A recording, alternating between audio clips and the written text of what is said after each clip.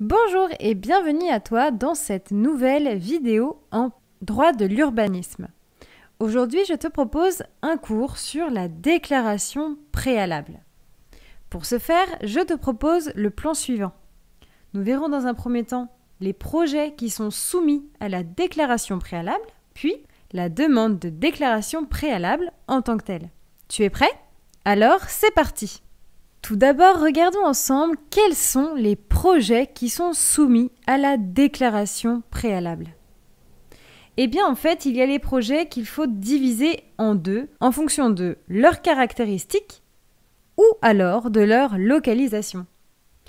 En ce qui concerne les projets soumis en fonction de leurs caractéristiques, tu peux noter qu'il y a certaines constructions nouvelles régies par l'article R 421-9A-12 du Code de l'urbanisme, qui vient poser les projets soumis à la déclaration préalable.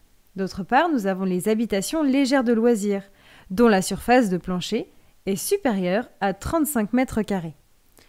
Ensuite, nous avons également certains travaux sur construction existante et changement de destination, mais également certains travaux ou encore installations et aménagements.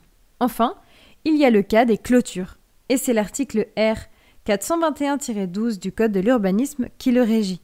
Je te conseille donc d'aller le lire. Et donc, comme je te le disais, il y a aussi les cas des projets soumis à la déclaration préalable en fonction de leur localisation. Donc voilà, la déclaration préalable, elle est donc assujettie à deux cas particuliers en fonction de si le projet a une caractéristique particulière ou si sa localisation est également particulière.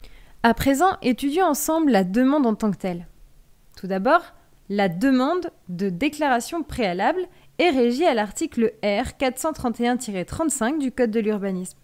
Cet article vient donc préciser quels sont les éléments essentiels à la demande. Tu peux noter l'identité du déclarant, la localisation et la superficie du terrain, la nature des travaux ou du changement, s'il y a lieu, la surface du plancher et la destination des éléments.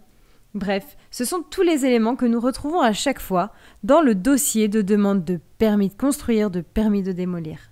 Eh bien ici, c'est pareil. D'autre part, tu peux noter qu'il n'y a aucune autre information ou encore pièces qui peuvent être exigées par les autorités compétentes.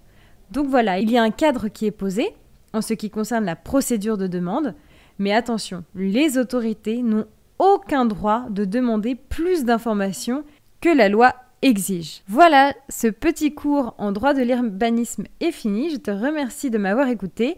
N'hésite pas à t'abonner, à liker la vidéo et à la partager. Et je te dis à bientôt!